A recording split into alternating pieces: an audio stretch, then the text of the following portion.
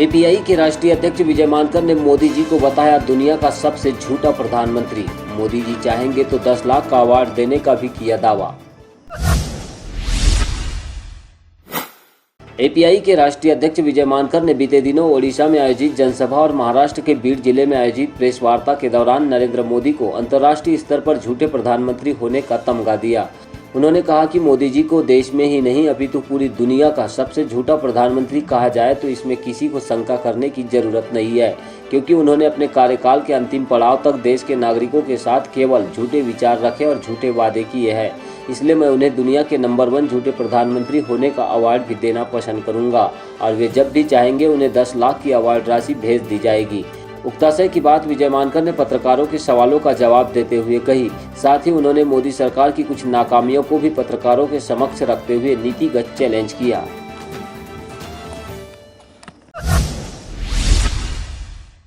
आपसे ये मैं कह रहा हूं कि अगर सब ठीक हुआ तो अच्छे दिन आने वाले हैं, अच्छे दिन आने वाले हैं, क्योंकि मोदी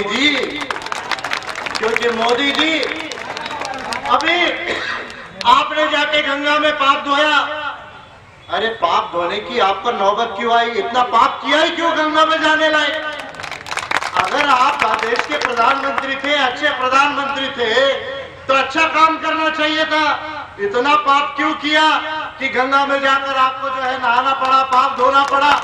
देश के अंदर में ये प्राइम मिनिस्टर पहला प्राइम मिनिस्टर है जिनको भारत के लोगों ने, सब लोगों ने मिलकर जो है एक अवार्ड देना चाहिए।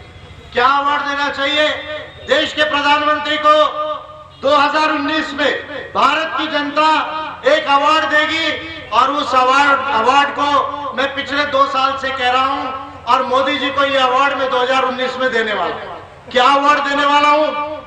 भारत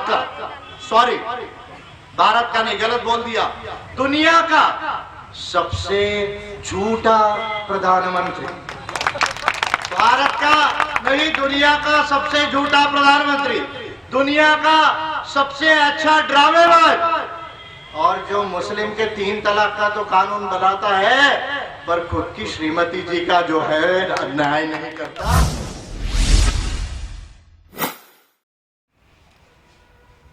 मोदींनी जर त्यांचा फेकू हे जर त्यांनी स्वीकारलं तर तुम्ही 10 लाख रुपये त्यांना देणार होता। कशा पद्धतीचं ते चॅलेंज आहे, तुमचा पुरस्कार कसा असणार आहे? 10 लाख रुपयांचा एक अवॉर्ड त्यांना बोलवू आणि सहसन्मान त्यांना अवॉर्ड देऊ, कारण भारताचेच नव्हे तर विश्वातील सर्वात जास्त खोटे बोलणारे प्राईम मिनिस्टर हे नरेंद्र मोदी आहेत। याचे 5-6 कारण मी सांगतोय। 1-2 कोटी त्यांनी रोजगार बोलले होते, आज 25 लाखही आमच्याकडे रोजगार निर्माण होत नाही। 1 कोटी 10 लाख रोजगार आमचे गेलेत, हे CMIची आणि NSSOची रिपोर्ट आहे। दुसरं ते म्हणाले होते 15 लाख रुपये मैं कालाधन लाके आपके अकाउंट में डालूंगा। ते अकाउंटमध्ये तर सोडा, पण देशामध्ये 1% सुद्धा ब्लॅक इकॉनॉमी त्यांनी वाईट केली नाही। 100 लाख कोटीची ब्लॅक इकॉनॉमी आहे, त्याच्यापैकी मेजॉरिटी भारतामध्ये आहे। शेअर बॉन्ड्स आणि इक्विटीजमध्ये आहे, रिअल स्टेटमध्ये आहे, गोल्ड ज्वेलरी बिलियनमध्ये आहे, रिलिजियस एंडोमेंट्समध्ये आहे आणि 15 ते 20% अब्रॉडमध्ये आहे। तर ही ब्लॅक इकॉनॉमी त्यांनी काढली नाही आणि बजेटमध्ये आणून गरीब लोकांच्या डेव्हलपमेंटवर जी आहे ती लावलेली नाही आहे। आणि नरेंद्र मोदीजी जे आहेत ते म्हणाले की मैं चौकीदार हूँ, पण त्यांच्या काळामध्ये जे आहेत लोक पैसा जे आहे घेऊन पडत आहेत। जेवढे लोक जे आहे भारतामधून बाहेर गेलेत, लाखो कोटी रुपये घेऊन, संदेशी आहेत, मोदी आहेत आणि चौकसी भाई आहेत आणि विजय माल्या आहेत, ते गेलेत। हे प्रमुख गोष्टी आहेत। मग जे ॲग्रिकल्चर आहे म्हणजे कृषिक आहेत त्यांच्यासाठी स्वामीनाथन कमिशनची रिपोर्ट त्यांनी लागू केली नाही। OBC जे आहेत त्यांना त्यांनी डायव्हर्ट केलं आहे, 100 रुपयापैकी फक्त 25 पैसे त्यांना दिलेत। ह्या फॉरेस्ट राईट्स ॲक्टचं इम्प्लिमेंटेशन केलं नाही, आदिवासींना विस्थापित करण्याचं काम चालू आहे। तर हे पॉलिसी लेवल्सवर खूप सारा खोटेपणा जे त्यांचं चालू आहे, तर माझ्या मते ते देशाचे नाही तर विश्वातील सर्वात खोटारडे आहेत। म्हणून त्यांना एक अवॉर्ड देण्याची माझी इच्छा आहे।